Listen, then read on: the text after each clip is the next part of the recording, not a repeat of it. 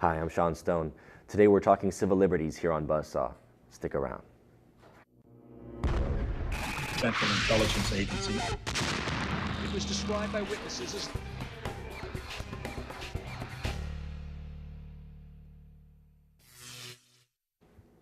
Many of you will recognize Gary Franchi from his Next News Network, a 24/7 online network devoted primarily to the preservation of civil liberties and the concept of restoring the republic. Gary is a lifelong advocate of such issues, having worked with people like Aaron Russo, the famous film producer and director of From Freedom to Fascism. So Gary's joining me now, and we're going to start by discussing his Camp FEMA film, which came out a few years ago, a documentary that really explored the FEMA camps that later got covered on shows like Conspiracy Theory with Jesse Ventura. So Gary's in studio to join me. Thanks for coming out. Hey, Sean, thanks for having me.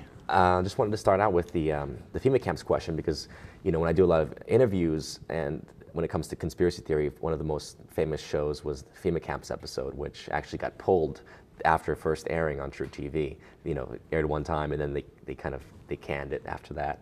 Apparently, it was very touchy, and so people oftentimes will ask me, is this real? I mean, are there really FEMA camps in this country that are designed as concentration camps to potentially hold people? And they have these kind of body bags, or what are almost like coffins, mass coffins, that seem to be prepared for for people's mass death, for example. And I always say, look, it's there for a reason. It's been referenced historically that we can have a martial law scenario that leads to concentration camps in America. First of all, what did you find in your investigation and your documentaries? Well, you brought up Jesse Ventura's conspiracy theory about the FEMA camps, and our director, William Lewis, was in that episode. And when I partnered with William to investigate these stories, it's because I'd heard about them for so long, and I wanted to get to the bottom of it. So in order for us to do that, we had to have a historical perspective. And that perspective took us right back to World War II, when I met an internment camp survivor, a Japanese American. And we wanted to find the parallels with his life, and as an American citizen living in California, we wanted to find the parallels in his life and people in modern day, people in present day. What were the similarities? And what we discovered was simply that through fear, the federal government rounded up all these Japanese Americans and put them in camps. And when I interviewed him for about an hour, and only so many minutes made it into the final cut. But he corrected me at one moment during the interview when I referred to it as an internment camp. He said, "No, Gary, these were concentration camps." And he revealed to me that people were shot at these concentration camps. People were shot. American citizens were shot because they got too close to the fence line, and nothing happened to the soldiers that shot these American citizens. Just because they were racially different, they were rounded up. Mm-hmm. So the Supreme Court upheld that decision. Right. Okay. So let's start with that as a context before we move anywhere. Because when it becomes a conspiracy theory, that's simply a terminology that's used to try to discredit the fact. But when you have a Supreme Court ruling, and you have an American citizen that's taken someplace against their will, then you have a serious problem in this country. So we wanted to find the parallels, and so we bring it to the present day. And around the time of the film's production, there was a document that was released by the Missouri State Police. It was the Missouri Fusion Center, and it was infamously known now as the MIAC report. The MIAC report detailed that certain individuals who may have a political belief, who may have a bumper sticker on their car, or who may have watched the film America, Freedom to Fascism, may be violent militia extremists, and that police officers should approach these vehicles, if they have a "Don't Tread on Me" sticker, approach with extreme caution. So we took a look at that element, a Fusion Center document, and a Fusion Center is simply a hybrid organization with state, local, federal authorities coming together to share information. Is it under Department of Homeland Security? Yeah, it's a hybrid. It's their answer to the information wall that was erected before 9/11. So we're taking this information wall down. We're going to create a big room. We're all going to hang out and we're going to share information.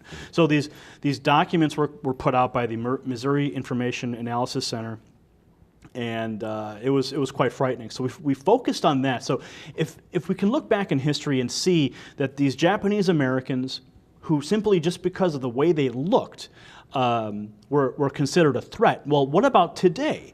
We have so many more threats that are perceived by the federal government, and it's not. I mean, of course, they're going to go ahead and, if you look Arabic or something like that, they're already going to label you. But then that's the overt, on the surface visualization of threat by the federal government. But what is underneath the surface? And that's when we come up with this document. Who's being targeted today? It's people who speak out against the Internal Revenue Service. It's people who speak out against the Federal Reserve and the countless bailouts. The people who speak out against red light cameras and people who just simply want to have their privacy. I mean, we're all being spied on by the National Security Agency. Right. But anyone who thinks that Snowden is not a traitor but a hero, I'm sure would be part of this list. Yeah, so they're making all these lists. You don't know how you get on them. You don't know how you get off them. And so that was the purpose of the film, was to look at those two parallels. And then, of course, look at the continuity of government programs that are in place and what infrastructure exists for an immediate or mass roundup of American citizens. We discovered all kinds of programs. Rex 84 was one of them. That was going back to the yeah. Oliver North and the Iran-Contra, Yeah. right? Where they were saying that North was saying basically if this gets exposed because what we're doing is so illegal that ultimately we have to resort to some kind of martial law scenario to continue government Yes. in that situation, right? Yeah, we looked at that. We also looked at some of the more subversive techniques that government could use to set up a FEMA camp, and one of the under-realized elements. And when people think of FEMA camps, and I've tried to drive this home in every single interview I've done, even in the film, this was the main point, is that you can go and look through the forest, and you can look through different areas of the United States to look for these FEMA camps, right? But in a lot of cases, you're not going to find them. That's because they exist purely in the existing infrastructure of your own municipality. So, for example, you have what is the largest structure in some towns. It could be the high school gymnasium, or it could be the Superdome, or the church, or the church, or the Superdome in Louisiana, which was used after the hurricane. So, when you're driving past all these places in your everyday life, you may not even know you're actually driving past a place that's already been designated for use to house American citizens during some sort of a crisis or a perceived threat.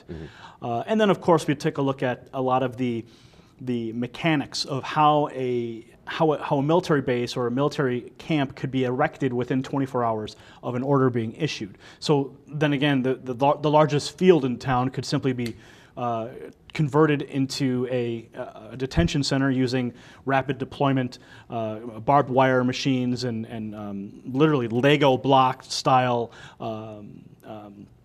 camps. So these are things we explored in the film. So again, those lists you're talking about, like the Fusion Center type of lists, I mean, that's still not,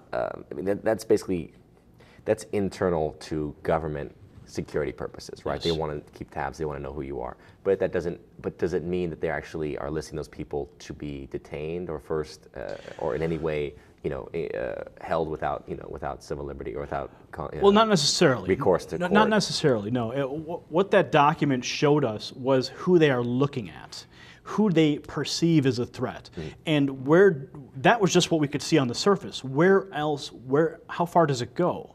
Where are these lists? Where are the no-fly lists? Where are the lists that are held by the government? In fact, I went to a biometrics conference some years ago, and the former head of the National Security Agency and CIA, Michael Hayden, was giving a keynote speech. And me and my friend were sitting in the back. We had press credentials, and we were the only press at the attendance of this event. And we asked, they were going around with the microphone. It was a huge event, industry event.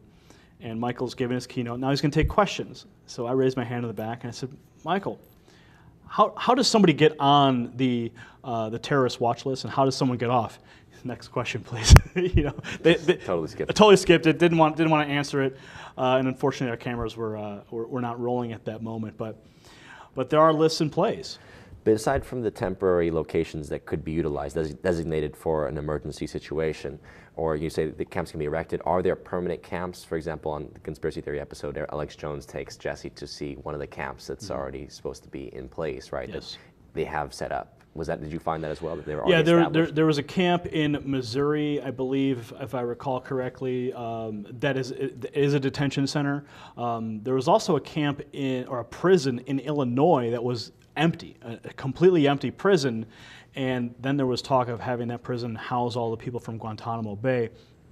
Those were some of the facilities that we actually looked at, but as far as, you know, existing structures, we found very few. But there are actually, if you look up FEMA camps online, you're going to find all kinds of information and misinformation. You're going to find maps and geo-coordinates. It's almost impossible to investigate every single one.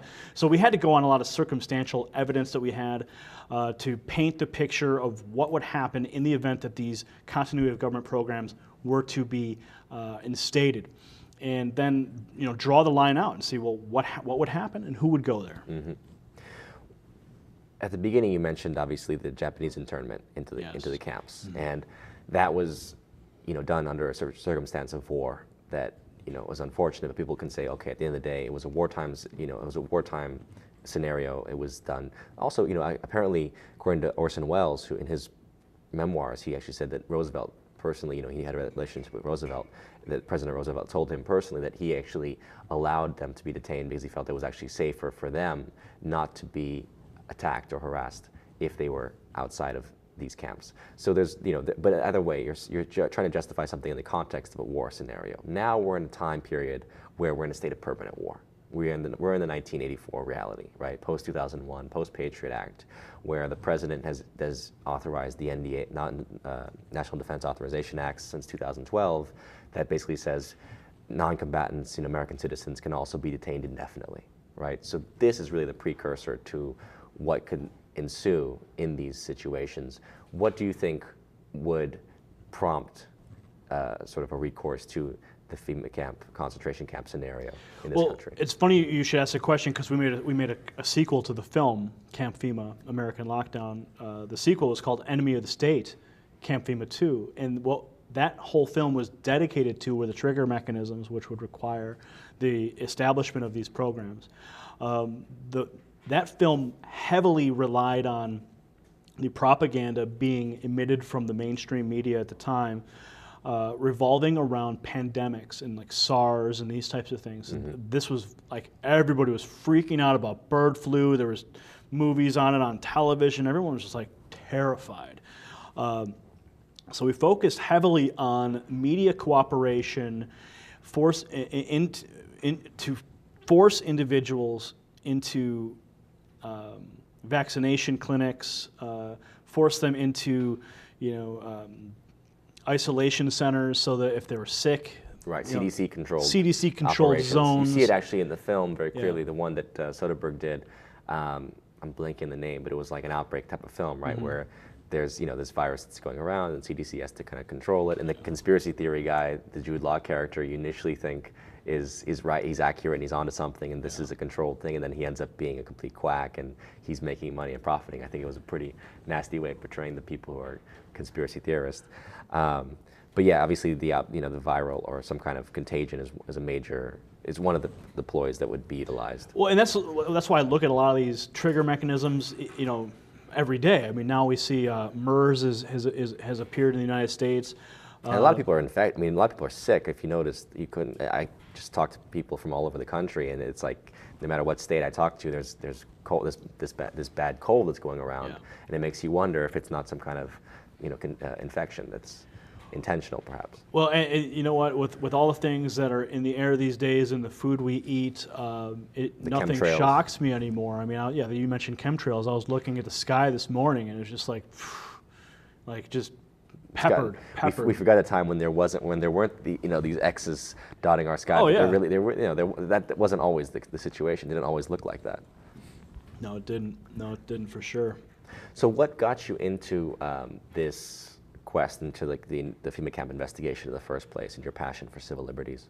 Well, the FEMA camp investigation started when I heard about this place called Beech Grove, Indiana. And it was an Amtrak facility. There was a question if it was in fact a FEMA camp. So I wanted to go and investigate that location. Turned out it was actually more or less an Amtrak repair facility. But before that, I had worked with, my first activist group was called the Lone Lantern Society. And that group was dedicated to raising awareness and asking questions about the events that happened on 9/11. When I was working on that and I was coming to certain revelations and demanding a new investigation into that day, simply because the federal government had taken executive privilege in their own investigation, pot calling the kettle black, So we questioned that day, and during my time with the Lone Lantern Society, I had met a man named Aaron Russo. And Russo, in his quest for truth, in his investigations, he was investigating executive orders. He was investigating the Internal Revenue Service. He was investigating the Federal Reserve System. So there was a screening of his movie America, Freedom to Fascism in St. Charles, Illinois, which is at the time was about an hour from where I lived in Chicago.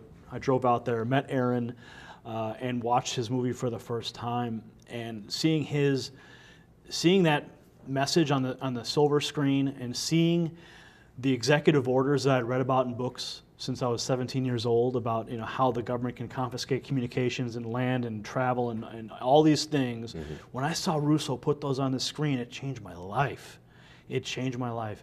And that movie theater, classic old cinema in a downtown Main Street kind of location, the Arcada Theater, beautiful place. But that place was packed.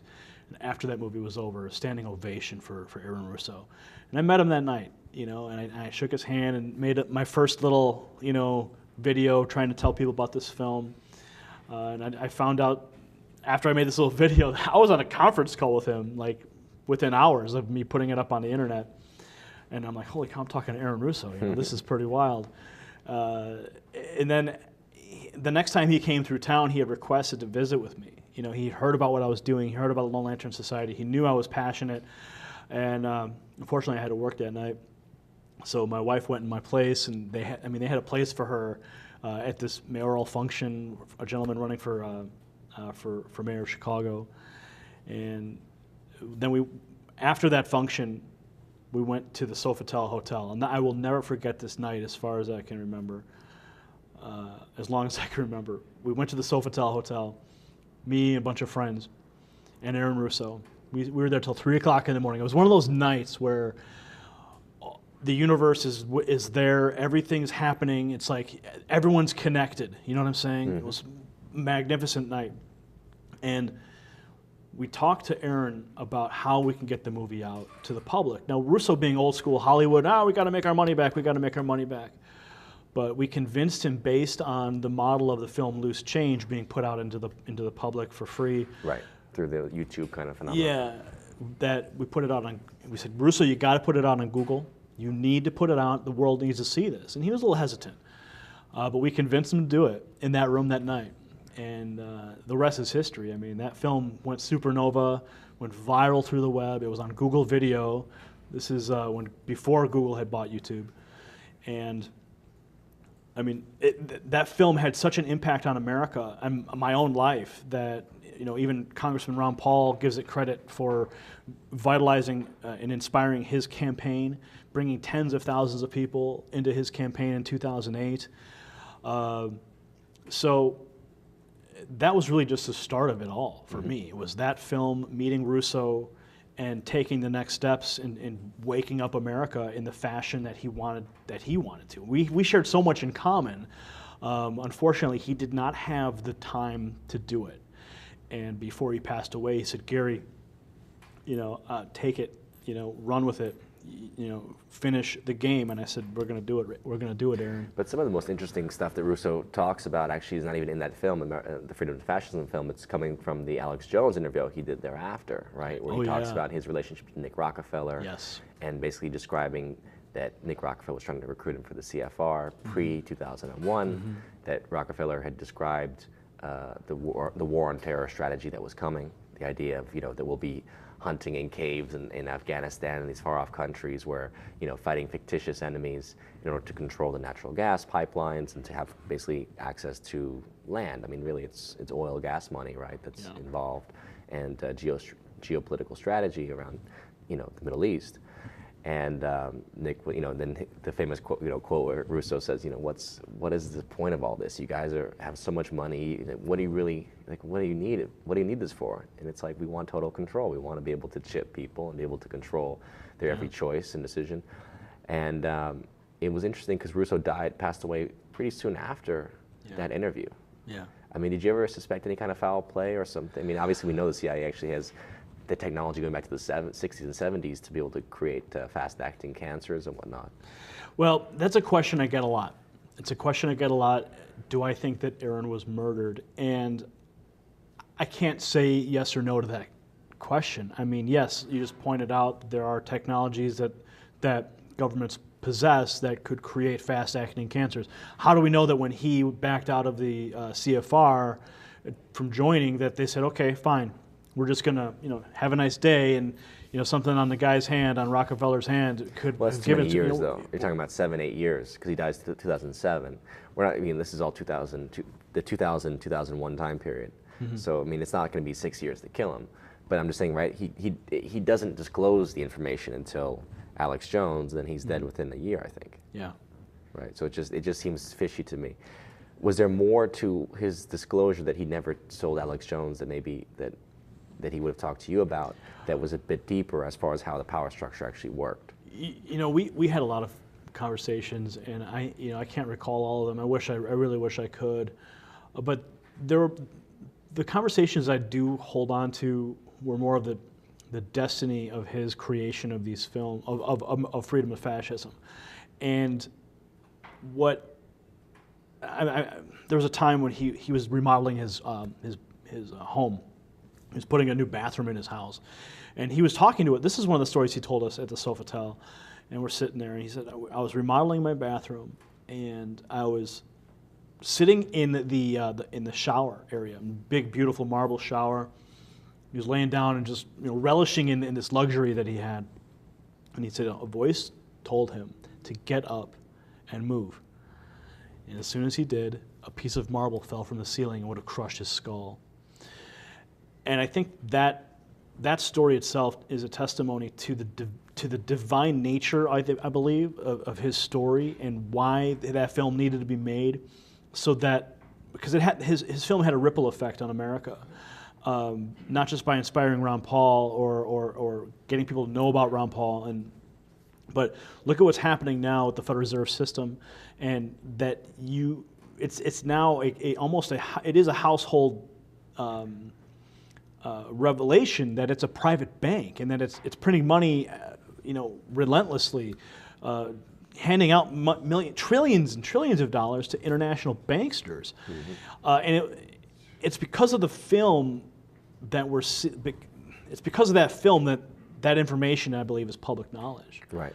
It's a start. I mean, the unfortunate thing is, as you say, millions of people have seen this film, and yet there's no cohesive force that's resisting the IRS's ability to illegally tax people's income, right? There's no constitutional basis for taxing your labor and your personal income, right? And yet there's not been anything cohesive. Obviously, you have the sovereignty movements, you have people who have individually taken those steps, and a lot of people have actually been thrown in jail because of other, there's always, how do you say it, once the IRS comes after you, they're going to find something on you, right? I mean, you get cases like Wesley Snipes, people who are fundamentally, they're right, they're justified. But what is it meant for them to recognize that there's this corruption that's ongoing and this illegality, but they don't have the technical means of actually challenging it? Well, the IRS is not something that people just go on a full frontal assault and attack. It's a very difficult Some have. beast. Some have. Some you have know? successfully done it, but it's Yeah. obviously, it requires a tremendous amount of understanding of the law. Well, people need to, who are watching this right now, they need to look up Truth Attack. They need to look up a man named Tommy Cryer. He recently, unfortunately, passed away to cancer as well. But he beat the IRS in court over the definition of income with the help of Larry Beecraft, who is another lawyer. And these two guys put together a case, and they won. I mean, there are cases where people have won against the IRS, but they don't advise going head on against them because it's a beast. It is a beast, and it's draining the lifeblood of America. Well, not just them. Let's talk a little bit about the Bundy Ranch scenario, because I know you've been covering that a lot recently in the Next News Network. There is a situation, obviously, of someone who is challenging the federal government, basically saying you don't have a right to tax me or my cattle, right, for grazing here. Describe the situation. What was the origin of the conflict, and just where you see it leading? Well, when the story first came to my attention, I understood that the Bundy family had been grazing cattle on that public land for 120 plus years, and suddenly the federal government decides to step in and go, I think we're going to start charging you now. And he said, sorry, I've been doing this, and now you guys are going to come in and change the rules on me, and now you're going to start billing me for each head of cattle and each day. And so he said no. And then they throw up more roadblocks, saying there's a tortoise on the grounds that need to be saved. And this debate went back and forth between the Bundy family and the federal government, the BLM, for 20 years. He lost the majority of every single case that was brought before a judge, until it finally came to a head just a few weeks back when the BLM came in and started rounding up his cattle. It was an amazing thing to witness the chain of events that occurred after that point. Because when he called out for a range war against the federal government, and he called for the militia to come to his aid, immediately I thought to the time when Ed and Elaine Brown had done a very similar thing. We could talk about that in a minute, but so Bundy's calling for a range war against the federal government. They're stealing his cattle. He believes because of it's an unjust law. And the militia comes to his aid, and I'm like, wow, this is going to be another Waco. Right. This is what is going to happen. There's going to be bloodshed in the desert. They're going to raid this home. They're going to kill everybody, because that's what government does. Government is force. That is what it is. So when the militia arrived and the citizenry said no, because at the end of the day, it's the citizenry, it is the individuals who are empowering the government. So the citizenry came together and they pushed back, and the BLM stood down. Now I believe that whole stand-down operation was simply a psyop. I believe it was purely done to measure the force, the threat assessment of the militia towards the federal government. Mm-hmm. Using technology they have today with the NSA scanning all the communications with drone overflights and real-time surveillance, I believe what was happening at that very moment of conflict, at the heightened point of conflict, was that biometric data was being collected on every single person there, license plates were being cataloged, license plates and then the biometric data collected together so they could create an exact profile of the people there, put into a database, and then creating a list. So then taking photographs of the individuals who were carrying weapons and who were not carrying weapons. Now they can assess exactly who these people are, where they came from, what is their true threat assessment to the federal government, and if they are in fact violating any sort of laws or perceived laws. So they could come back later and round these people up. So I really truly believe that was happening at that moment. I think it's a very, very distinct possibility. And it's only a matter of time before the federal government follows the Ed and Elaine Brown playbook to go back and take the Bundy family and round them up and put them in prison like they did the Ed and Elaine Brown family. And what was that story again? They were the tax protesters? They were tax protesters, and they were convicted in a court for not filing and refusing to file. And they said, sorry, you show us the law. They held a press conference on their property. They said, show us the law that requires us to pay taxes, and we will pay our taxes. No law was ever produced, at which point Randy Weaver of Ruby Ridge went to their house and did this press conference with them. And of course, Randy Weaver, his wife and his child, murdered by the federal government over weapons violations that they said that Randy had participated in. So there's a lot of parallels between the Edna Lane Brown story and the Bundy Ranch story. But how did the Brown story end, though? Well, what happened with the Brown story is, because we were covering it back then, and this was some years ago, it happened in New Hampshire. So the Browns called for the militia to arrive. The militia showed up. Randy Weaver showed up. All these patriots showed up on the property. And they had a concert on the grounds. They had barbecues, and they participated. What ended up happening after that, because the Browns were so open and allowed people into their homes, 2 agents arrived at the house, posed as supporters, and Edna Lane Brown let them in, and they were promptly arrested, and now they are both in prison. And that's how they arrested Edna Lane Brown. So the parallel, I believe, that will occur, and this is just my projection. Surely I could be wrong in how the whole thing could play out, but based on historical evidence, I believe that at some point there will be provocateurs or agents posing as supporters that will approach the Bundys. They will penetrate their inner circle, and then they will go ahead and extract them. And there probably won't be a shot fired. It'll be just a peaceful extraction. They'll be put in handcuffs, and they'll be taken to prison, and they'll never see their families again. They'll confiscate the grounds. They'll confiscate the land. Then Harry Reid can go ahead and build all the solar plants and strip malls that he wants. Right.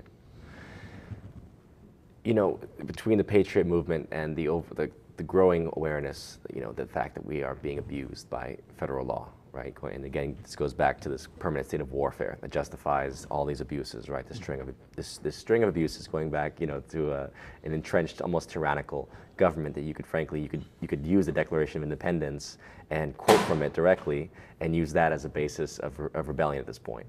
We saw a civil war in this country 160 years ago, right? Mm-hmm. And it was set around states' rights versus the federal government's powers.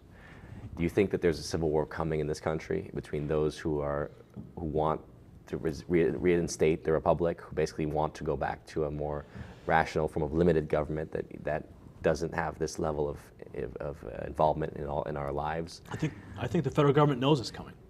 I believe they know that it's coming, and one of the reasons why they backed down in Nevada, not just because it was, I believe, a psyop to catalog people, but I think that could have been the spark that could have kicked off the second Civil War, because suddenly there would have been bloodshed in the desert, mm-hmm. and it would have just been a flashpoint. Those pictures that came out of that event were so dramatic. The line of horses and people who were standing there muzzle to muzzle with the Bureau of Land Management. They were dressed ready to kill on both sides. Mm-hmm. So I think the federal government knows it's happening, or knows that it's on the horizon. I think the federal government is preparing for it. Look at the number of rounds of ammunition that have been collected by the Social Security Agency, the Post Office. All these agencies are buying up rounds of ammunition. Look at all the surplus military equipment that's being distributed to all the police departments across the country. Mm-hmm. They're getting Bearcats, and they're getting trucks that are able to withstand IED attacks. For what? Because someone's going to put up a fence that's going to violate a city ordinance? It's overkill. Right. So, but I do believe that the reason they're doing it is because they know that there's so much tension in the United States when they're spying on everybody. They're spying on everybody. Our cell phones, our emails, all of our communications. And then we're still debating whether or not the guy who reveals that is a traitor for reveling that. Exactly. That's the insanity we're living. There are blatant violations. Just look at the banking system alone. Okay. When you have a private bank who's in control of the purse strings of the United States of America, giving trillions and trillions of taxpayer dollars overseas to. I'm sorry, it's crazy. It's absolutely crazy. We are living in the last days of America, and if we don't reverse this trend, then what do we have for our children? What are the ways of reversing it, aside from obviously doing what we do, which is broadcast journalism that's alternative, supporting political candidates who are aware of this, who are open-minded and actually trying to change this? Do you think there's any other way of reversing this? Well, I always say it starts with every single one of us. We all have to make the informed decisions.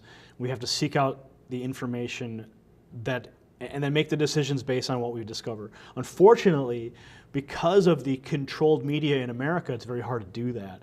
And that's why shows like Buzzsaw on the lip.tv, shows like mine on the Next News Network, these shows are so crucial to piercing the veil of deception in America to educate. I mean, that's what you need to have.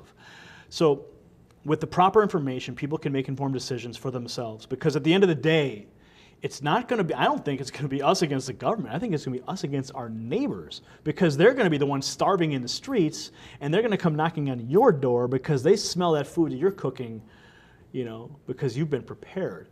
So we have to make informed decisions. We have to wake up Americans. We have to get the criminals out of office.